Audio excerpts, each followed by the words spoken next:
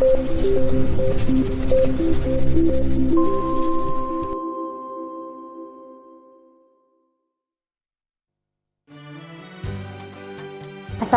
warahmatullahi wabarakatuh. Perkenalkan, nama saya Dr. Hasanah Lisa Purba MKM.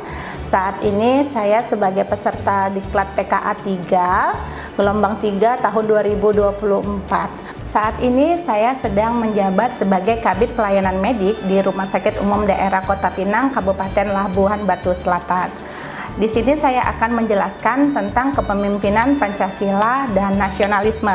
Sebelum saya masuk ke dalam pokok bahasan, izinkan saya untuk memberikan pantun kepada rekan-rekan semua. Pergi ke toko membeli parfum, dapat hadiah sepotong coklat. Saya ucapkan Assalamualaikum, semoga keterangan saya akan memberi manfaat.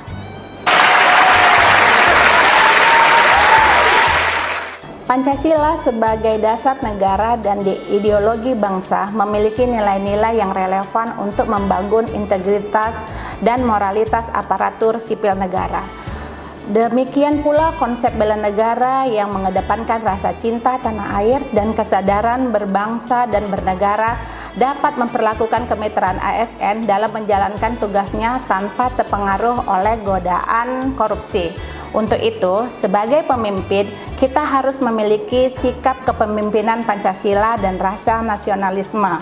Sebelumnya kita harus memahami dulu apa itu kepemimpinan. Dan kepemimpinan itu sendiri adalah kemampuan seseorang untuk memimpin, untuk mengendalikan memimpin, mempengaruhi pikiran, perasaan, atau tingkah laku orang lain untuk mencapai tujuan yang telah ditentukan sebelumnya.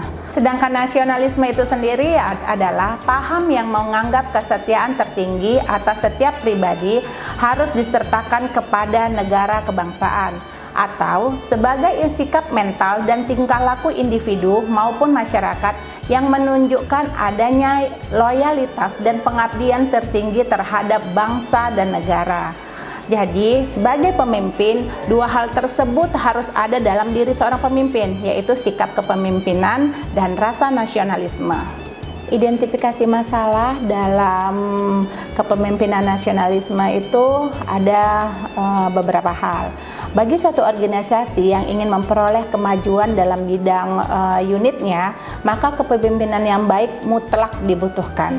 Bagi organisasi, terutama keahlian di bidang tersebut agar satu, menghindarkan keputusan-keputusan yang bersifat untung-untungan atau spekulatif, sehingga tidak dapat diputuskan lebih terarah.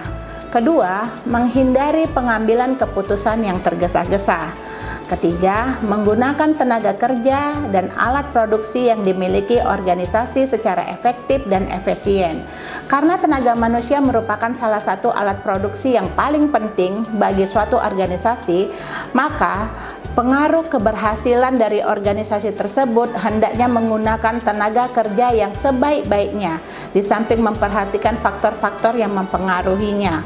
Untuk itu, kita sebagai tenaga profesional harus dapat mengidentifikasi masalah, sehingga masalah yang kita selesaikan dapat berujung dengan yang baik.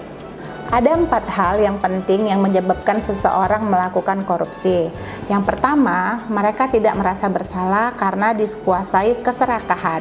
Yang kedua, mereka sudah tidak merasa malu karena semakin banyak orang yang melakukannya. Jadi korupsi itu dianggap sudah tidak tabu lagi karena ramai-ramai orang melakukan tindakan korupsi tersebut. Kemudian, yang ketiga, mereka sudah tidak merasa takut. Jadi karena tidak adanya hukum yang kuat atau yang tajam terhadap tindak korupsi, seakan-akan orang yang melakukan korupsi sudah tidak merasa takut dan canggung dan malu lagi. Yang keempat, mereka sudah tidak merasa tidak adanya sanksi sosial di masyarakat. Jadi tidak ada rasa malu lagi. Masyarakat sudah menganggap hal yang biasa. Ketika masyarakat mengetahui seseorang itu korupsi, masyarakat tidak ada memberikan sanksi sosial. Masyarakat tetap memperlakukan seorang koruptor itu baik, tidak ada membeda-bedakan antara seseorang yang koruptor dan tidak koruptor, sehingga koruptor itu tidak merasakan sanksi sosial, tidak ada rasa malu, dan kehidupannya pun berjalan seperti biasa saja. Selain 4 hal tersebut, lemahnya integritas dan rendahnya kesadaran bela negara menyebabkan seseorang rentan atau tergoda untuk melakukan tindakan korupsi.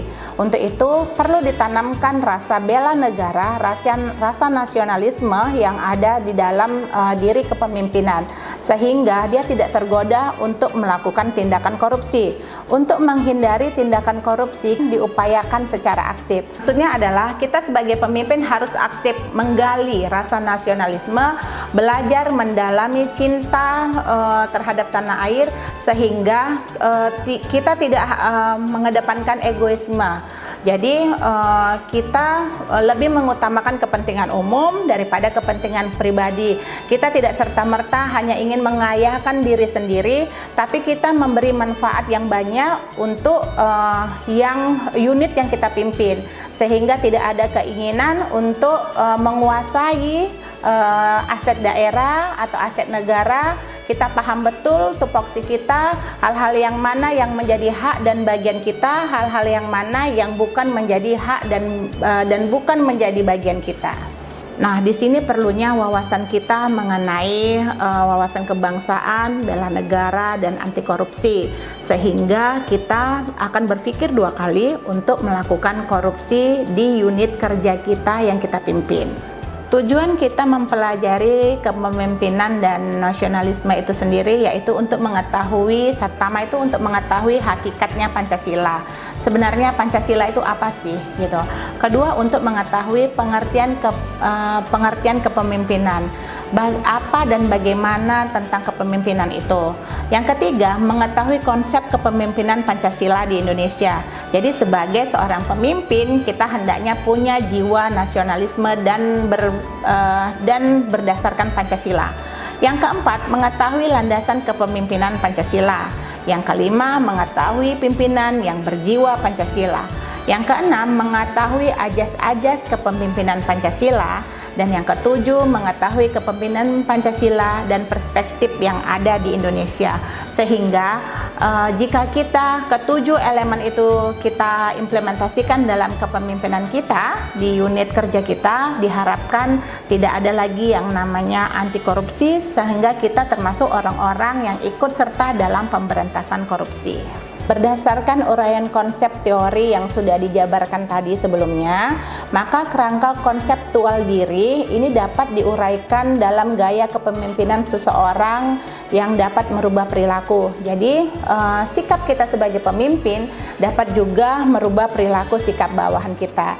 Bahwa gaya kepemimpinan seseorang, terus motivasi kerja seseorang, disiplin kerja seseorang pemimpin itu dapat mempengaruhi kinerja, motivasi, disiplin kerja bawahannya. Jadi begitu besar pengaruh pimpinan terhadap kinerja bawahan yang dipimpinnya. Sehingga dapat disimpulkan, bela negara dan kepemimpinan Pancasila konsepnya itu dapat mengedepankan rasa cinta tanah air dan kesadaran berbangsa dan bernegara, sehingga memperkuat komitmen ASN dalam menjalankan tugasnya tanpa terpengaruh oleh godaan korupsi. Kualitas dan kapasitas kepemimpinan merupakan fitur pokok wajib yang dimiliki oleh sumber daya manusia dari suatu organisasi.